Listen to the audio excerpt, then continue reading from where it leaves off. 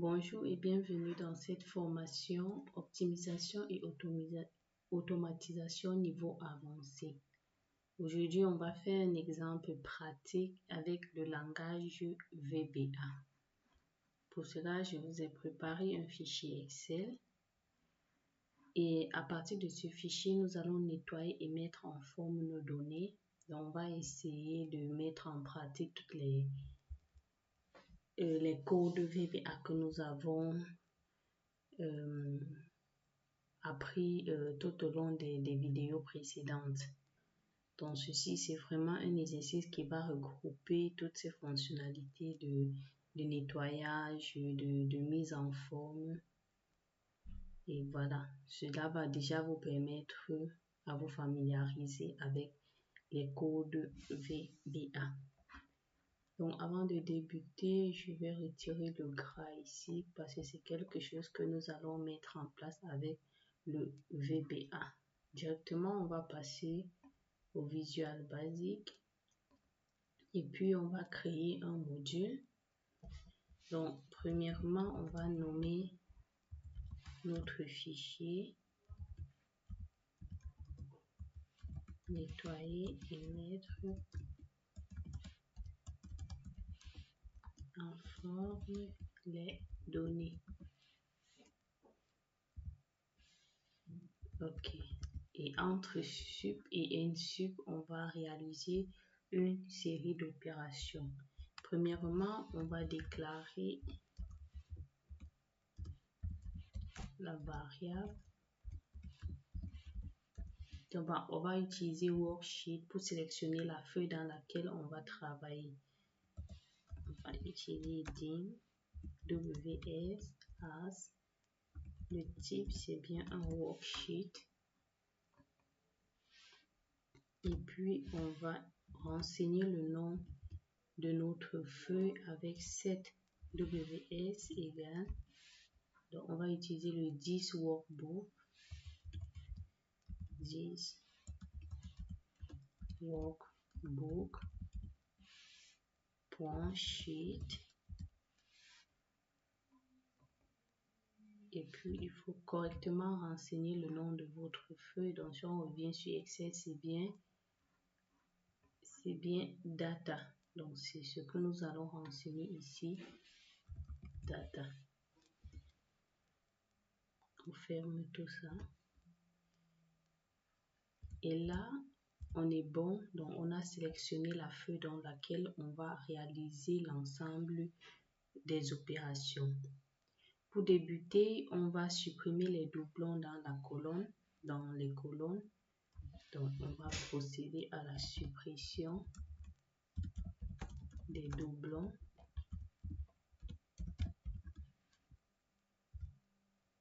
Pour ce faire, on va sélectionner la rangée dans laquelle on souhaite supprimer nos doublons.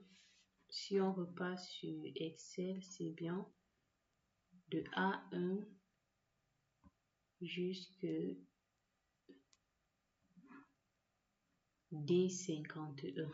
On a bien ça. Donc, c'est ce qu'on va renseigner ici. Donc, A1, 2 points, D51. Et on va utiliser une fonctionnalité remove duplicate. Qu'est-ce qu'il faut faire? Il faut renseigner les colonnes et si votre tableau a des en-têtes. Donc, comme colonne, on a bien. Il va vérifier dans des colonnes. Nous, on va utiliser dans les 4 colonnes. On a bien 4 colonnes dans notre tableau. Si on revient, on a bien la colonne A, B, C et D. Donc, on a 4 colonnes. Et puis, il faut aussi renseigner les en-têtes puisque nous également, on a des en-têtes. On va faire header égal. Si vous n'avez pas des en-têtes, vous prenez no. Mais comme on l'a, on va prendre yes.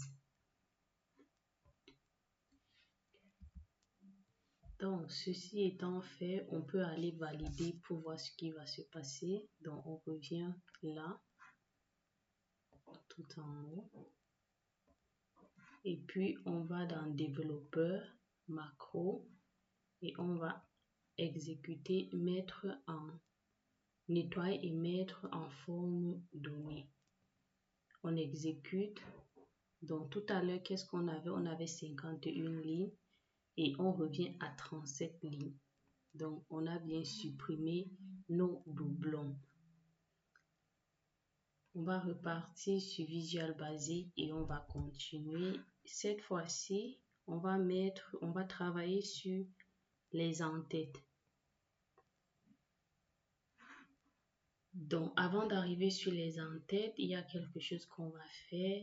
On va gérer ces vides parce qu'on se rend compte que dans nos données, on a des colonnes vides. Donc, on va essayer de gérer des cellules vides, autant pour moi.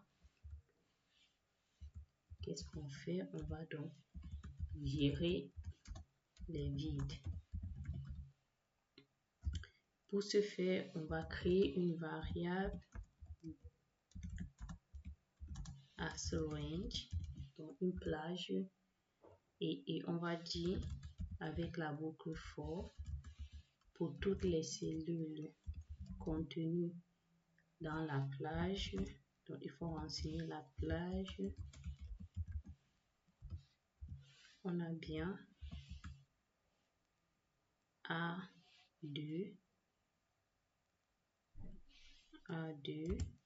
jusque D37.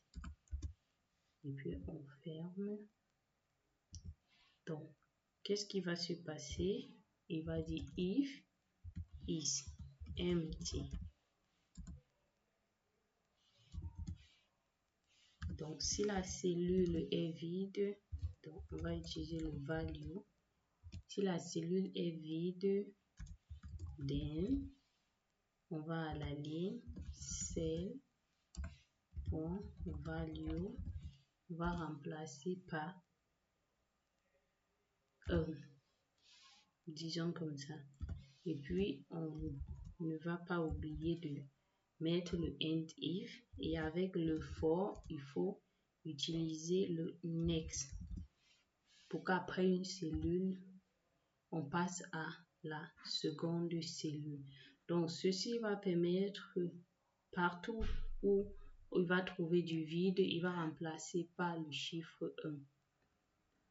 Ça également, on va valider. Je ne sais pas s'il faut d'abord commenter ceci puisqu'on l'a déjà validé, ou si en revalidant on n'aura aucun problème. Ça, on va essayer. Donc, macro, mettre en forme, et on va exécuter. Ok, tout est bon. Donc, partout où il a trouvé la cellule vide, il a bien remplacé par le 1. Et on a bien toujours nos 37 lignes. Ceci étant fait, on va continuer. Cette fois-ci, on va travailler sur les en-têtes. On va mettre l'en-tête en gras. On va modifier la taille et la couleur. Donc, qu'est-ce qu'on fait? On l'a vu, quand on veut faire plusieurs opérations sur une même cellule ou sur une même plage, il est important d'utiliser le oui. Donc, on va sélectionner la plage. C'est bien A1, 2.D1. Point. On va utiliser le font. Et on va réaliser un ensemble d'éléments. Donc déjà, on va dire le bold égale à true.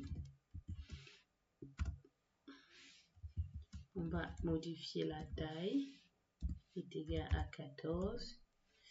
Et peut-être aussi la couleur. Il faut bien miser sur la couleur.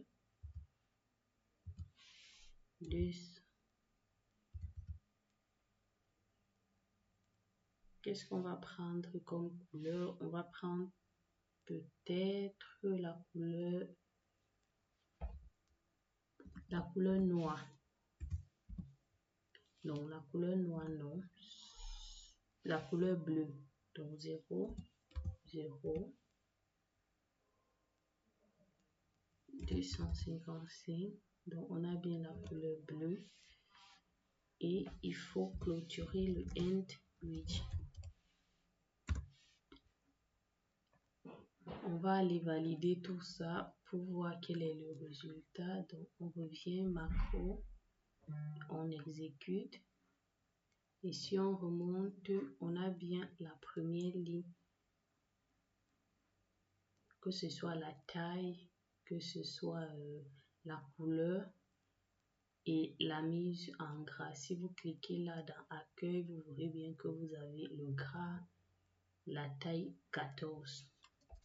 Donc, on va continuer. Qu'est-ce qu'on va faire d'autre? On peut modifier la couleur intérieure de la ligne, de la première ligne. Donc, on va essayer de faire ça. Vous pouvez utiliser le WS.range pour sélectionner.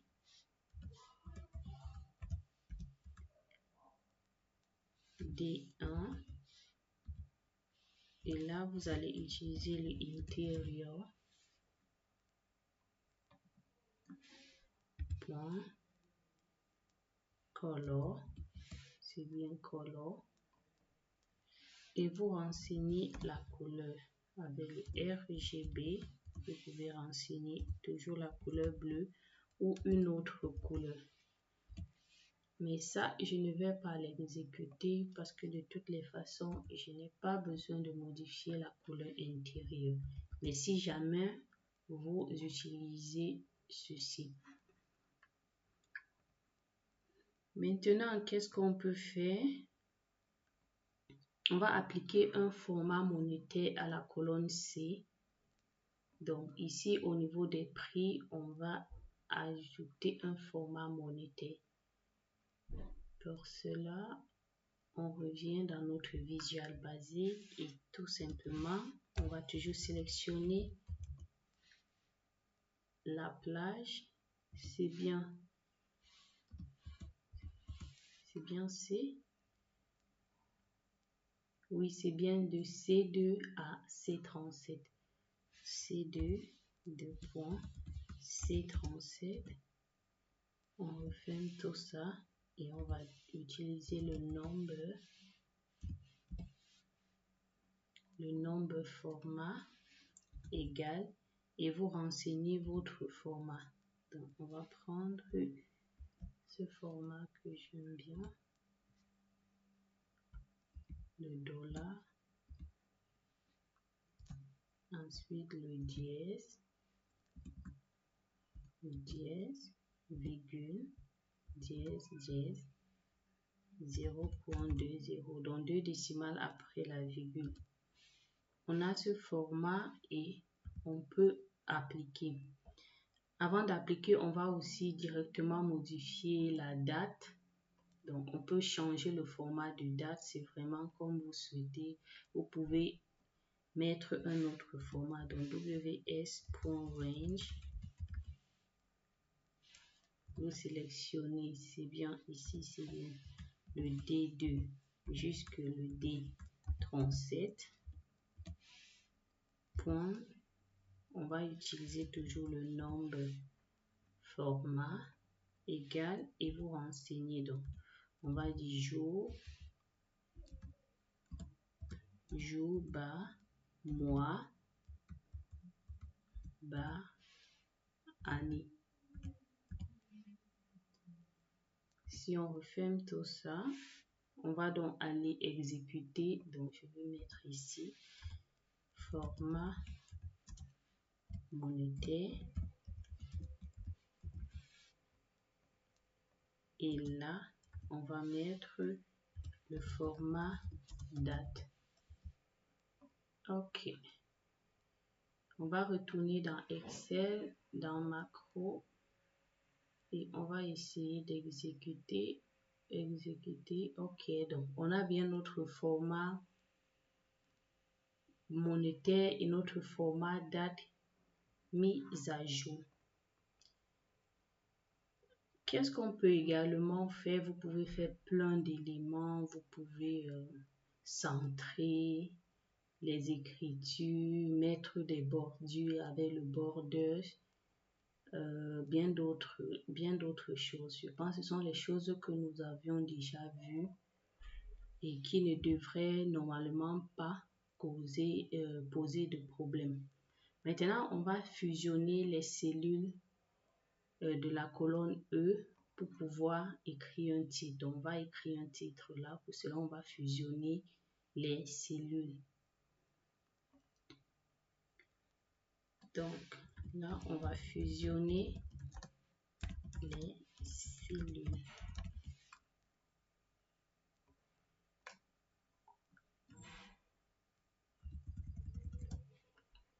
Donc, je continue. On va utiliser, toujours sélectionner la plage. On va utiliser le de E1 à E3. Qu'est-ce qu'on va faire? On va utiliser le merge. Ça, ce n'est plus un problème. Une fois qu'on a fait le merge, qu'est-ce qu'on va faire? On va écrire ws.range. Là, en fusionnant, ça devient une cellule, donc ça devient le E1. Et dans le E1, on va écrire un élément. Pour cela, il faut utiliser value égale. Et puis, vous mettez un message. On va mettre nettoyage complet. Et puis, on va un peu faire de la mise en forme ws.range. Donc, c'est bien ça. Donc, on va modifier la taille, la couleur et là. Donc là, on va mettre le fond size.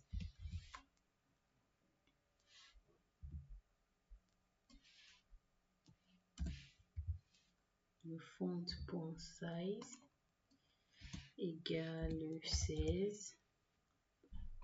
On va prendre ici le font.bold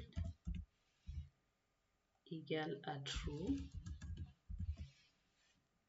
Et là, on va faire le font.horizontal alignment. Et puis, on va utiliser le XL center. Donc, vous pouvez utiliser le XL left, le XL right. Mais là, on va centrer tout ça. Donc, on va aller exécuter pour voir. Donc, exécuter. On a bien ici. Donc, on a bien ici notre résultat. Donc là, on peut aussi utiliser le horizontal, le vertical alignment, je pense. Et on va centrer. Et puis, on va aussi utiliser peut-être un fond. Donc ici, je vais prendre le vertical.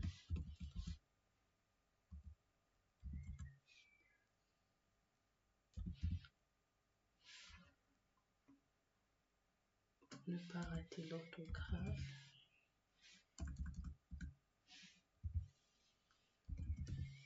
Je vais prendre le vertical alignment. Je vais aussi utiliser le XL center. Et puis, on va utiliser une couleur point interior point color. Et on va aller un peu sur du RGB. Donc, j'ai toujours du mal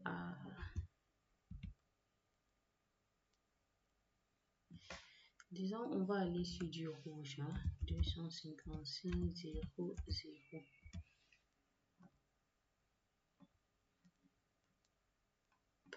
On va exécuter, macro, exécuter, ouais, je pense que c'est là, on a bien centré verticalement et horizontal et c'est plus agréable. Qu'est-ce que vous pouvez également faire? Vous pouvez ajouter des fonds dégradés. Donc, on va faire ça. C'est quelque chose quand même. On va ajouter un fond dégradé.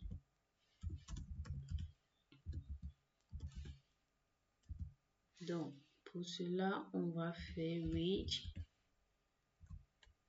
ws.range. On va ajouter le fond dégradé uniquement sur la de A2 à D37 sur la première colonne, point intérieur. Donc, puisqu'on va faire plusieurs choses, on va utiliser le point, on va rajouter le pattern.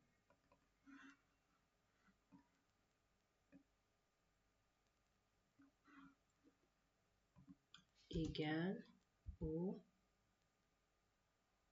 j'ai souvent un peu du mal, donc XL pattern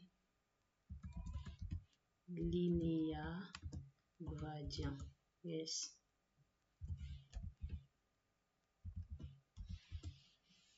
Donc, on a XL patterns, bien écrit, j'espère, linéaire gradient, ici. Donc, maintenant, on va ajouter notre gradient de couleur avec le gradient point color stops. On va commencer au 1 égal RGB. Donc, on va aller du blanc au rouge. 255, 255, 255. Et puis, on va refaire pareil pour situer le gradient. Ici, on va mettre 2. Oh non, là j'oublie toujours, mais il faut renseigner pour color.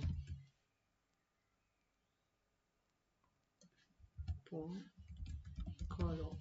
Ici, on va renseigner du rouge 255 0 0. Et puis, puisqu'on a utilisé un reach, on va utiliser le end reach. Ok. On va aller vérifier tout ça ici. Macro. Exécuter. On a bien. Oh, mais là, il a pris toute la plage. Pourtant, j'aurais aimé juste mettre au niveau de A2. Je pense que j'ai fait une erreur. Oh, ouais, là, je devais mettre A37, mais j'ai mis D37. C'est pour ça qu'on a la couleur dégradée sur toutes les colonnes. Mais bon, c'est pas grave. Le but, c'est que vous compreniez. Et on va continuer, on va appliquer des bordures sur toute la plage de données. Donc, on va appliquer les bordures. J'espère que vous suivez toujours. J'espère que c'est OK pour vous. Donc, ici, on va appliquer les bordures. On va utiliser Reach. On va sélectionner toute notre plage. Donc, A1, 2 points, D37. On ferme et puis on va utiliser le borders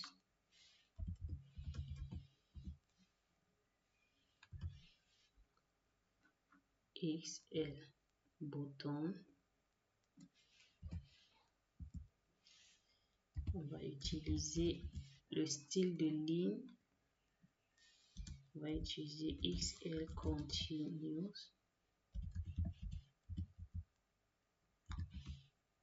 On va utiliser une couleur. Bien évidemment la couleur noire, RGB 0, 0, 0.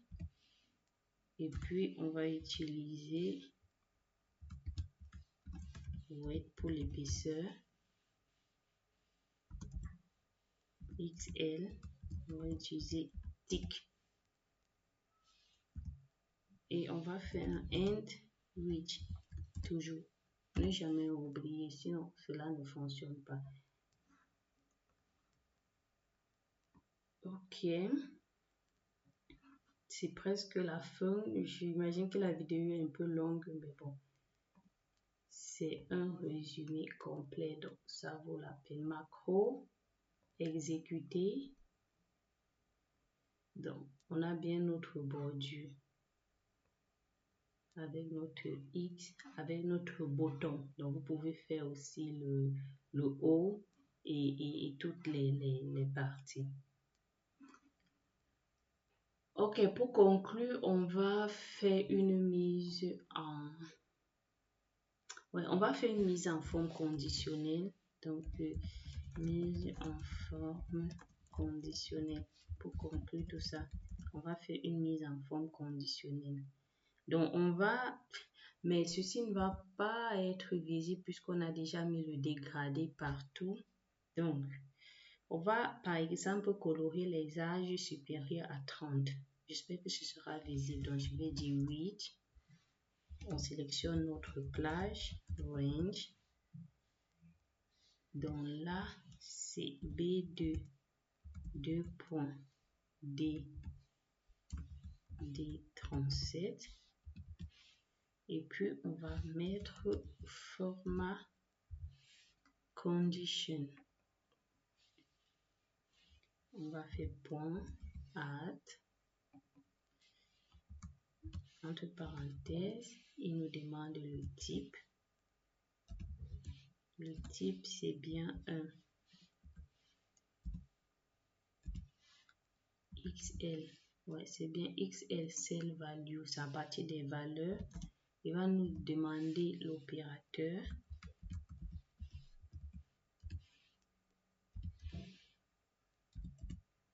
C'est bien XL. On va utiliser un XL greater.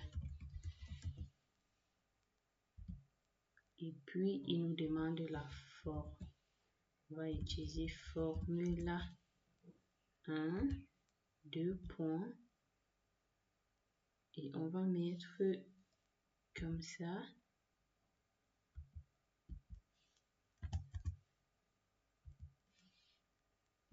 On ferme. Et puis, qu'est-ce qu'il va faire? Ça, c'est formula. Qu'est-ce qu'il va faire? Il va faire intérieur point color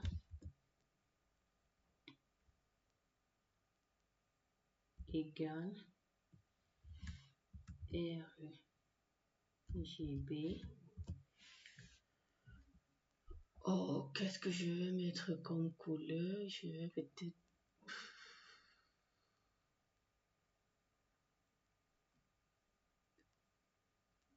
Je sais pas. Donc, je vais mettre quelque chose qui peut être visible. Je sais pas si je vais mettre du noir. Non. Allons avec ceci. Et puis, on va faire un end width. Donc, width, on sélectionne la plage. Format condition at type XL cell value.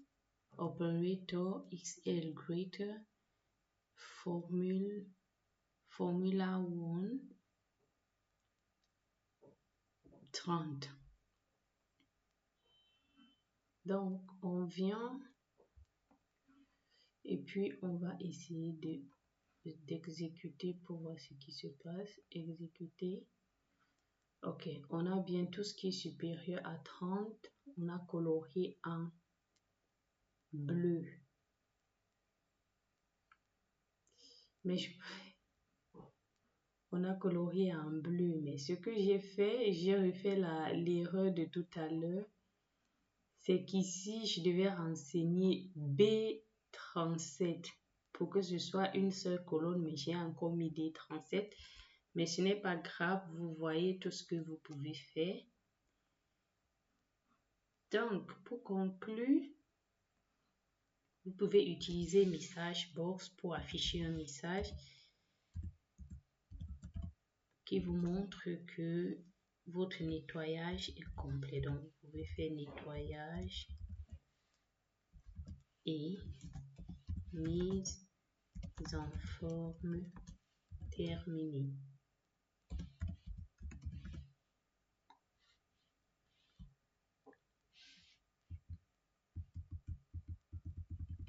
Donc, on ferme tout ça et on peut mettre un VB Information.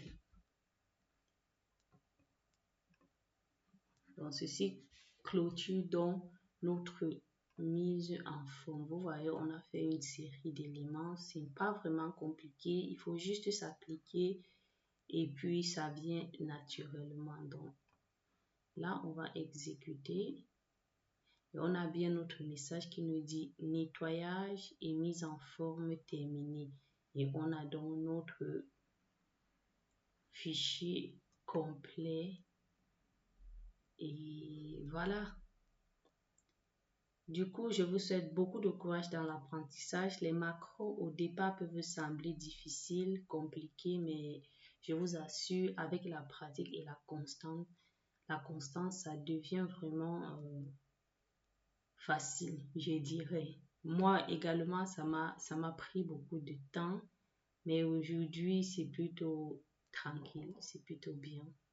Donc, merci de me suivre, merci de continuer de regarder mes vidéos.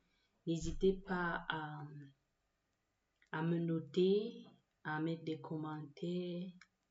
Quelle que soit la question, je répondrai avec grand plaisir. À bientôt.